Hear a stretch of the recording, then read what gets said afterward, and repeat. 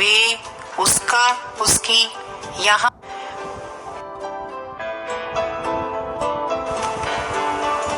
इसकी परिभाषा इस प्रकार है। जो शब्द संज्ञा के स्थान पर प्रयोग होते हैं उन्हें सर्वनाम कहते हैं। जैसे तुम, वह, हमारा, वे, उसका, उसकी, यहाँ, वहाँ, कहाँ, किधर इत्यादि। ये वाक्य को और भी सुंदर बना देते हैं।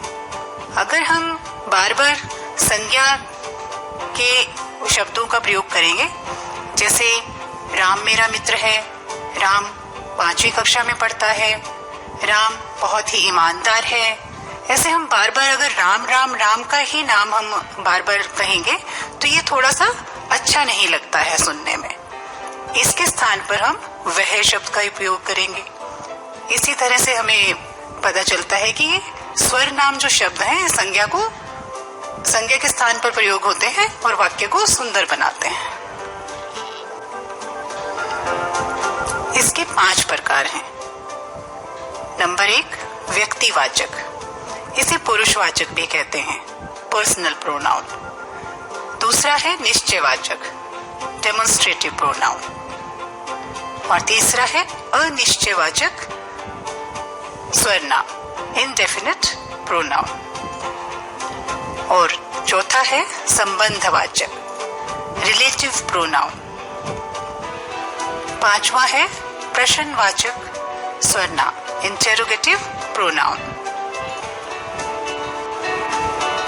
पर्सनल प्रोनाउन, व्यक्तिवाचक स्वरनाम, ये मुख्य 3 प्रकार के होते हैं। प्रथम पुरुष, द्वितीय पुरुष और तृतीय पुरुष। जैसे मैं, मेरा, हम, हमारा। हम और हमारा शब्द कभी कभी मैं और मेरा के लिए भी प्रयोग होते हैं और ये ज्यादातर बिहार और मध्य प्रदेश के लोग बातचीत में प्रयोग करते हैं। प्रथम पुरुष, इसे उत्तम पुरुष के रूप में भी जानते हैं। जैसे मैं गा रहा हूं, आई एम सिंगिंग। मैंने कविता लिखी है, आई रोट पोएम। हमारा घर दिल्ली में है। इसमें मैं, मैंने, हमारा एक प्रथम पुरुष के बारे में बताते हैं। हम मुंबई जाने वाले हैं, we are going to Mumbai. यहाँ कुछ उदाहरण द्वितीय पुरुष और मध्यम पुरुष के देखेंगे। तेरा, आप, ये शब्द वचन और बहुवचन दोनों के लिए प्रयोग होता है। उदाहरण, तुम मेरे साथ आओगे, will you come with me. तुम्हारा नाम क्या है, व्हाट इज योर नेम। अन्य पुरुष को तृतीय पुरुष भी कहते हैं, थर्ड पर्सन। इसके कुछ उदाहरण हैं। आज उसकी परीक्षा है, वो बाजार गए हैं, वह स्कूल गई है। यहाँ पर तृतीय पुरुष बात कर रहा है आज किसी और के बारे में। जैसे कह रहे हैं आज उसकी परीक्षा है, किसकी परीक्षा है, उसकी। वो बाजार गए हैं।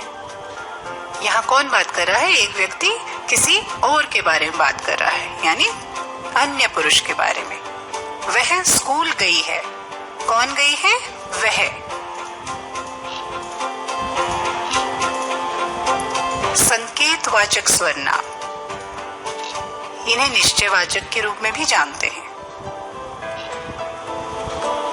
ये शब्द किसी और की ओर इशारा करते प्रतीत होते हैं या निश्चितता बताते हैं। जैसे यह, वह आदि। वो, ये, यह, वो, ये, वे, ये शब्द किसी की ओर इशारा कर रहे हैं। यहाँ कुछ उदाहरण है, जैसे वो उसका घर है, यह पुस्तक मेरी नहीं है, वे कल जाएंगे। यहाँ पर वो, यह और वे शब्द स्वर नाम है और ये किसी की ओर इशारा कर रहे हैं, संकेत कर रहे हैं। ये लोग वहां रहते हैं। अनिश्चयवाचक स्वर नाम, यहाँ पर किसी भी वस्तु के बारे में निश्चित नहीं है, इसीलिए इसे अनिश्चयवाचक स्वर नाम कहा गया है। जो शब्द अनिश्चितता के बारे में बताते हैं उन्हें अनिश्चयवाचक स्वर नाम कहते हैं। जैसे कोई, कुछ, कुछ भी, सब कुछ, सब लोग आदि।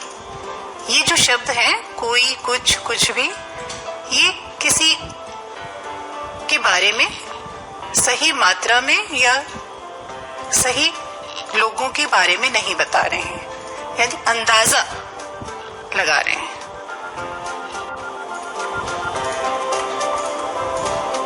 यहाँ कुछ उदाहरण है, जैसे किसी ने पूछा कि आप क्या लोगे, तो उसमें उसने आंसर दिया कुछ भी चलेगा।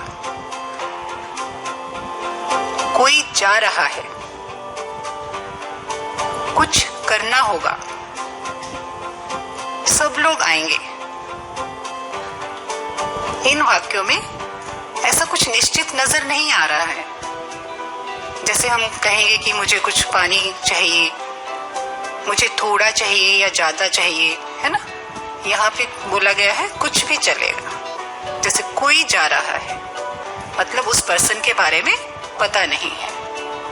कुछ करना होगा, मतलब उसे निश्चित नहीं है कि क्या करना है। सब लोग आएंगे, कितने आएंगे मालूम नहीं। संबंधवाचक सर्वनाम, ये शब्द दो लोगों, शब्दों या वस्तुओं के बीच में संबंध बताते हैं, उसे जोड़ता हुआ प्रतीत होते हैं। जैसे जो, जिसकी, जैसा। इसके कुछ उदाहरण हैं, उसके जैसा कोई नहीं, जो कल आएगा उसको देना।